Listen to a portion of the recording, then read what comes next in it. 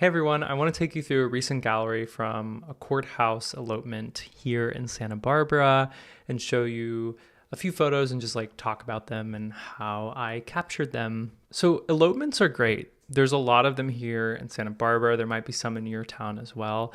And I love elopements because they're usually during the week. They're usually 1, 2, 3 hours maybe.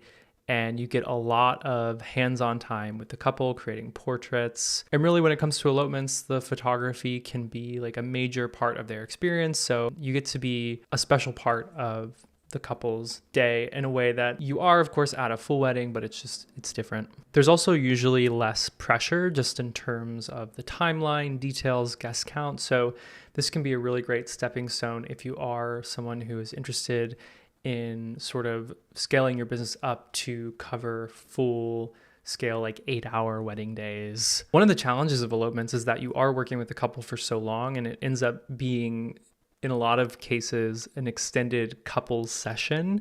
And so you're kind of always thinking on your feet, being creative throughout the whole time, finding interesting light, finding interesting backgrounds, interesting poses. You're spending a lot more time with the couple than you would even on an 8-hour wedding day, just in terms of like the number of couples portraits that you're capturing, because there might not be a full timeline, etc.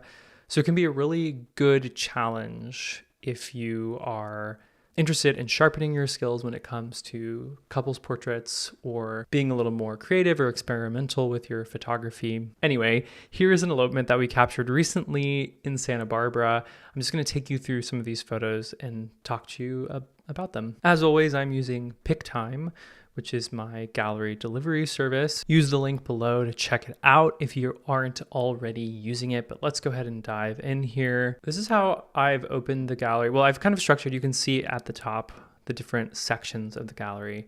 And I included 2 previews, a film preview and a digital preview. So the digital preview I sent within 24 hours of the actual elopement. And then the film preview I sent after I got the film scans back and sort of went through and curated a smaller preview for them of just the film. And then in the remaining sections, this is the complete collection of images with film and digital mixed. Today, I'm going to walk you through the film preview here. These are my favorite images that I captured on film. This was like the highlight that I sent to them before sending the full gallery. And so we'll just start here. I love these kind of like scene setting portraits. When I'm thinking about capturing images, especially at elopements, I like to think about wides, mediums, and tights, just to keep the collection of photos interesting so that we have diversity within it. So it's not like all just like full body portraits. We want some wide portraits that show the environment, as well as tighter portraits that show details and things like that. So especially at a venue like this, it's the Santa Barbara Courthouse, has this like iconic clock tower and arch. I just had them walk into this beautiful kind of low evening sun beam of light. I captured this on the Leica M6, and I think I was on the 35 1.4, 35 Summilux. All the film was developed and scanned by Richard Photolab, which is my lab in Santa Clarita, and I have a color profile with them based on reference images that I've sent them, and they did a really great job here. I love the dynamic range of film, and so having them in the bright light, you still get that detail in the building in the back. Get this like sort of great classic environmental portrait. Okay, bridal portrait. We had her with like some light coming in the frame behind her. Detail of her bouquet. I love doing this to sort of capture the bouquet in focus and the bride kind of falling out of focus. A great sort of keepsake to remember the floral details from the day. I think I was probably on the 50 millimeter Summicron. So the 50 f2 for this shot, still on the M6. Here's a shot of them just like walking up the steps. I love getting the couple to walk, getting some movement in there. It helps create more natural feeling images. And I believe I was on the 35 for this, which is just a great lens on Leica for capturing movement, because the lens sort of fills more of the frame. So you get like wider frame lines when you're shooting. So it's like easier to get the framing that you want, but also it's just wider, so easier to capture movement. If you find that your clients are feeling a little uncomfortable, a little stiff, a little bit unsure, just get them moving and it will help groom portrait here. I believe this is on, I think this is on the 35 actually, because this was during getting ready in the hotel room. So I was on a wider lens, but I loved what the film did for this portrait. The room actually had this divider in it, this like curtain that went across the whole room. It was like this open floor plan with the living room and the kitchen space in the penthouse of this hotel downtown. I just used this curtain as a backdrop and I thought that was pretty cool. Here's a photo of ceremony. I loved this reaction here during her vows. I love capturing scenes like this during ceremony on film. I don't overshoot ceremony on film actually. I primarily shoot digital at ceremony, but I like capturing some really great reactions and some wides of the ceremony on film just so that they have that piece in their gallery and also that I can reference it for my digital editing. But this was just a great moment, and I kind of like the framing of this. They're a little bit cut off, but you see this like kind of grand structure in the back, kind of just like evoking the space where they got married. And again, you have this great dynamic range of film where they're kind of in the light, but you still get the background. These are all out of order because I deliver the preview out of order, so it's not chronological. But this is from the reception later in the day, which was at a restaurant in Montecito. And I was on Tri-X 400, again on the 35mm Summilux. Reaction photo to one of the toasts. I thought this was great because you get the full scene. And the black and white worked really well in this situation because there was a little bit of mixed lighting. It was kind of later in the day. So I felt like it made this like really clean look. Love Tri-X 400. It's my favorite black and white film stock. And I don't shoot it enough because I love color film, but whenever I shoot Tri-X, I'm always just like so stoked about the photos. Here's a portrait we captured inside the courthouse. This is on the second level. They have this like kind of open air corridor with this great window light that comes in. And so I just had them stand together and look out. Beautiful light, cool hallway. This is kind of like a classic image. Here's a portrait we captured in the morning after their first look in the hotel.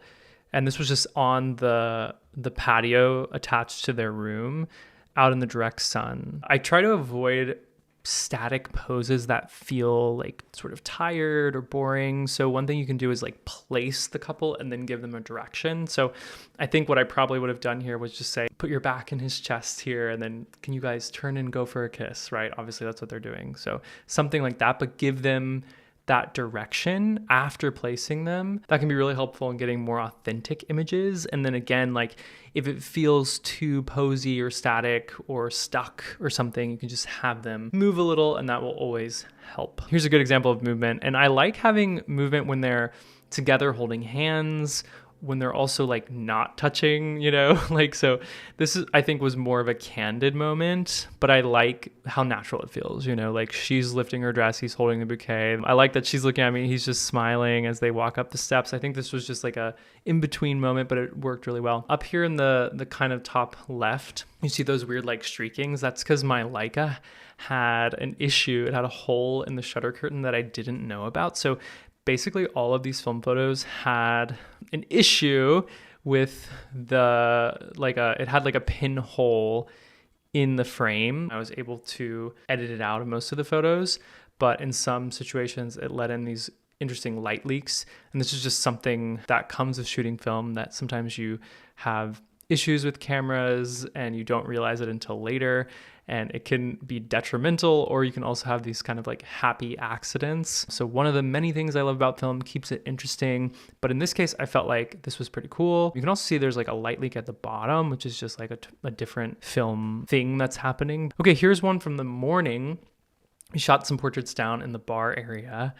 And this again is on the Leica with flash. I love flash photography on film. It just creates this really beautiful kind of nostalgic look, and it does something really nice with the highlights. So I feel like flash photos on film are always more flattering than digital in some way. Here's a photo of her getting ready in the morning in this light inside, and again you have some of that interesting light leak from the pinhole from my damaged Leica, but actually it created this really beautiful dreamy portrait of her. Here's another example of a photo on Tri-X at the reception, and I love this one because they're standing next to each other, each having their own conversation, but you get this whole like story from this picture, and I liked the framing. So I felt like this one was a really successful image from the sort of the reception. This was like right after they had entered the space with all their guests. First kiss on film. I think that the film did a really good job of creating this beautiful, just gorgeous first kiss image.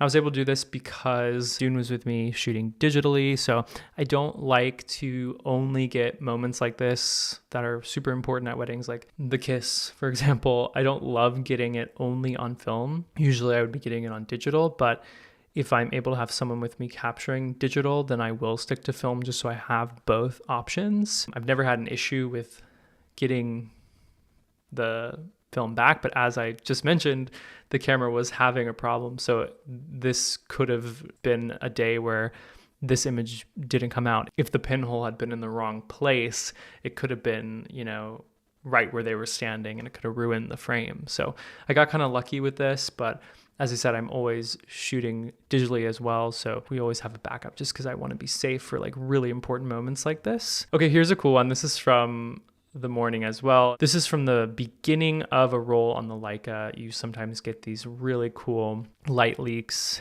and this one I loved, especially with flash. They even out a little bit and you get this really cool look. So when I load the Leica, I kind of leave it a little bit unwound, and I anticipate that the first couple frames might have some leaks in them because I like getting images like this. They don't always work out depending on the framing and where the leak is, and etc. Here's another portrait of them, kind of more like editorial, more serious, but as I was saying earlier, I like having some separation in between the couple at certain points, because we have so many photos of them together, holding hands around each other, leaning into each other, etc. But it's nice to also have some space in between them, something different, because remember, we're trying to give them a well-rounded collection of images. So it's nice to have variety, especially when you're shooting a large number of portraits. Here's another photo from ceremony. This is another example of an image that I would make sure I got on digital before getting it on film. I probably wouldn't only get this on film, but